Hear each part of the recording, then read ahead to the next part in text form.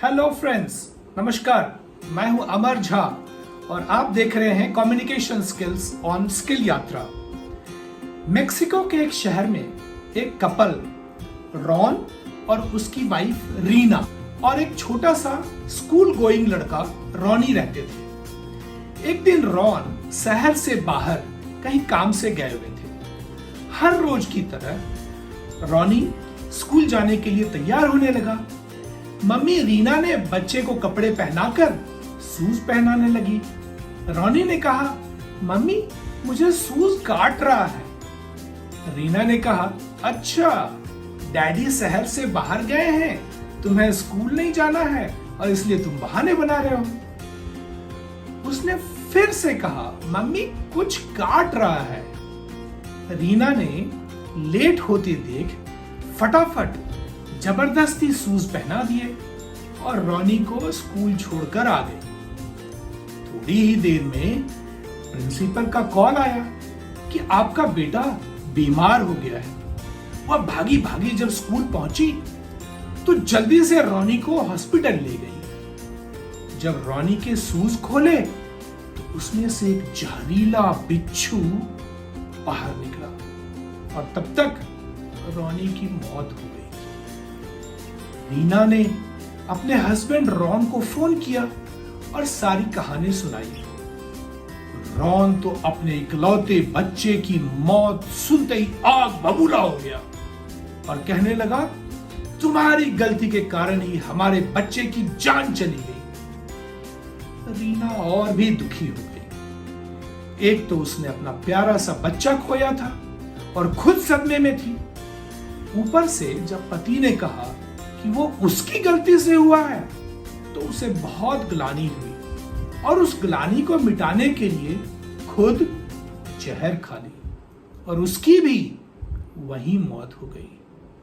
उसने अपने suicide note में लिखा कि मेरे बच्चे की मौत मेरी गलती से हुई, इसलिए मैं भी नहीं जीना चाहती हूं। उधर रॉन भागा भागा घर आया और उसने जब रॉनी और रीना को मरा हुआ पाया तो उसने सुसाइड नोट देखा। जब सुसाइड नोट में लिखा था कि चूंकि उसके बच्चे की मौत उसकी गलती से हुई है और उसने अपनी जान ले ली, तो उसे अपने कहे हुए पर बड़ा सदमा लगा और वो उस सदमे से उभर नहीं पाया और उस सदमे के कारण उसकी भी वही मौत हो गई। Communication gap, communication breakdown and how not to communicate के लिए यह कहानी एक बहुत बड़ा केस स्टडी है। दोस्तों, आज हम बात कर रहे हैं 5 मोस्ट क्रिटिकल कम्युनिकेशन स्किल्स की। आपका वर्ल्ड के साथ कम्युनिकेशन की शुरुआत तो वहीं हो जाती है जब बच्चा जन्म लेता है और रोना शुरू करता है, अपनी ख्वाहिशें, अपनी जरूरतें बताने की कोशिश करता है। और दूसरा, जब कोई कम्युनिकेट करना परमानेंटली बंद कर देता है तो आप जानते हैं डॉक्टर उसे डेड डिक्लेयर कर देते हैं। तो यह कम्युनिकेशन प्रोसेस जन्म से लेकर मृत्यु तक चलता रहता है और इस जन्म से मृत्यु के सफर में आप वर्ल्ड के साथ कैसे कम्युनिकेट करते हैं, क्या कहते हैं, क्या सुनते हैं, इसी पर आपके जीवन की सारी सफलता निर्भर करती है। आपने सुना है ना, आदमी जो कहता है, आदमी जो सुनता है, जिंदगी भर वो सदाएं पीछा करती है। मेरी आपसे ये अनुरोध है कि आप पूरे एपिसोड को लास्ट तक ध्यान से सुने, तभी हमारे और आपके बीच यह कम्युनिकेशन कंप्लीट हो पाएगा और तभी आपको इसका लाभ मिलेगा। अगर आपके पास समय नहीं है अभी, तो बेहतर है आप इस एपिसोड को थोड़ी देर बाद देखें जब आपके पास समय हो और पूरा देखें, ध्यान से देखें। तो आइए आज के एपिसोड में हम कम्युनिकेशन स्किल के ABCDE 5 कम्युनिकेशन स्किल्स की बात करेंगे, जिसे अगर आपने अपने जीवन में गिरह बांध कर रख लिया तो आप लोगों का दिल जीत सकेंगे और किसी भी ऑर्गेनाइजेशन के शिखर तक पहुंच सकेंगे। चाहे वो कॉर्पोरेट वर्कप्लेस हो, सोसाइटी हो, पॉलिटिकल पार्टी हो, रिलीजियस ऑर्गेनाइजेशन हो, क्लासरूम हो, या फिर आपका अपना घर परिवार ही क्यों ना हो। तो आइए बात करते हैं 5 कम्युनिकेशन स्किल्स की। A for active listening. क्या आपने कभी सोचा है कि ईश्वर ने हमें एक मुंह और 2 कान क्यों दिए हैं? क्योंकि हमें जितना बोलना है उससे 2 गुना ज्यादा सुनना है। Most of the people keep thinking about कि हमें आगे क्या बोलना है, और इस सोचने में वो सुनना बंद कर देते हैं। वो उसे आंख गड़ाकर देखते तो रहते हैं, सर भी हिलाते रहते हैं, परंतु सोचते कुछ और रहते हैं।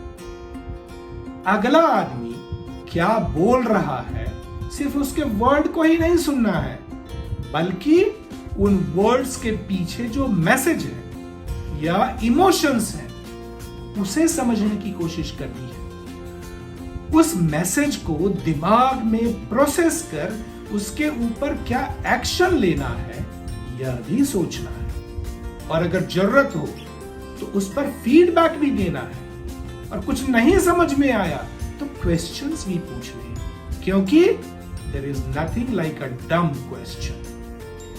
यह कम्युनिकेशन भी तभी कंप्लीट होता है जब मैसेज आप तक जाकर उस पर फीडबैक या क्वेश्चंस जनरेट होते हैं। मान लीजिए मैं अभी जो कुछ बोल रहा हूं, अगर उसका फीडबैक आप हमें YouTube पर देंगे या ईमेल करेंगे तो हमें लगेगा कि यह कम्युनिकेशन कंप्लीट हुआ, वरना हम तो यही सोचते रहेंगे कि आपने कुछ समझा या नहीं समझा। इसलिए आप हमें नीचे कमेंट बॉक्स में या ईमेल के थ्रू फीडबैक जरूर दीजिएगा। जैसे उस बच्चे रॉनी के केस में, रॉनी यह बता तो रहा था कि उसके पैर में कुछ काट रहा है, परंतु उसकी मां ने उसकी बात को अनसुनी कर दी, विश्वास नहीं किया और रॉनी की जान चली गई। तो क्या एक्टिव लिसनिंग हुआ ये एक्टिव लिसनिंग? नहीं हुआ। अगर आपका बॉस या लीडर या कोई दोस्त कुछ बोल रहा है, आप उसे नहीं सुन रहे हो, तो उसका नेट रिजल्ट तो निगेटिव ही होगा ना। मैं यह नहीं कह रहा हूं कि दूसरा व्यक्ति सब कुछ बिल्कुल सही बोल रहा है, आपको उसको अक्षरशः फॉलो करना है, परंतु उसे एक्टिवली सुनकर एक फीडबैक या रेस्पॉन्स जरूरी है। And if you want to be a good leader, be first a good listener, and if you listen carefully, you will be able to respond correctly. दूसरा स्किल है B for body language. कहते हैं कि 55% communication is body language. Without opening even your mouth, body can express 1,000 words. Eye contact, facial expression, head movement, shoulder, handshake, hugs, posture इत्यादि word से बहुत ज्यादा express कर पाते हैं। 1913 में दादा साहब फाल्के ने पहली फुल लेंथ फीचर फिल्म बनाई थी, राजा हरिश्चंद्र। वो तो एक साइलेंट मूवी थी, बिना कुछ बोले वो पूरी फिल्म कंप्लीट हो गई।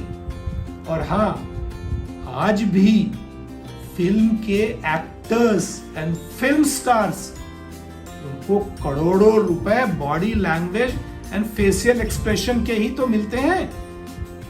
अदरवाइज स्क्रिप्ट राइटर या डायलॉग राइटर्स वगैरह को कितना पैसा मिलता है।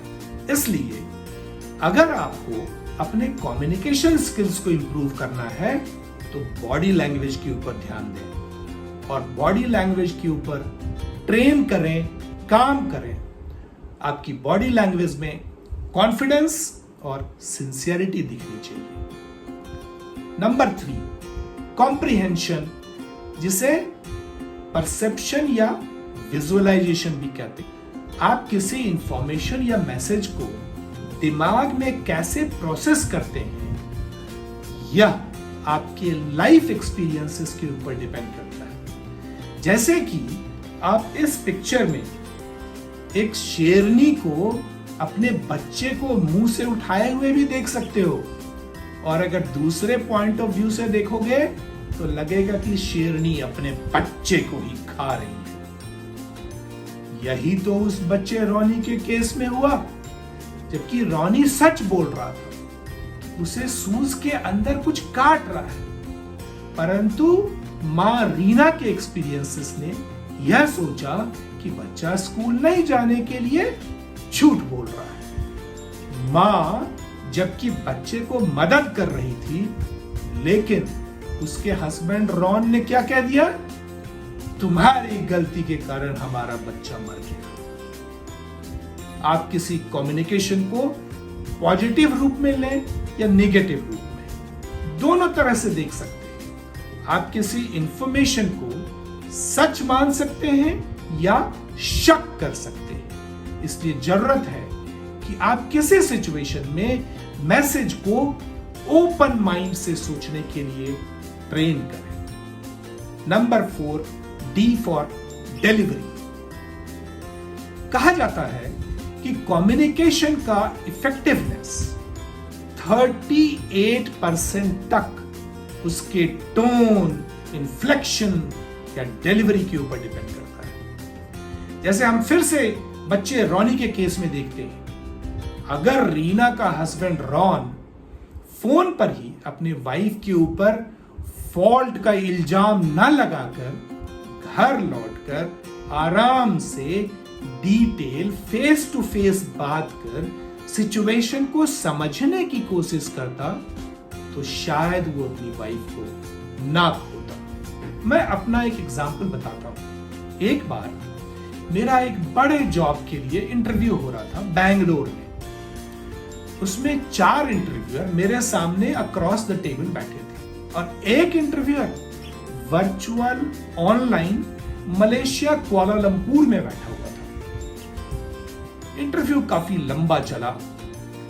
इंटरव्यू के बाद वो चारों लोगों ने आकर हमें कांग्रेचुलेट किया कि आपका सिलेक्शन कंफर्म्ड है, परंतु जो इंटरव्यूअर मलेशिया में बैठा हुआ था उसको हमारा इंटरव्यू अच्छा नहीं लगा।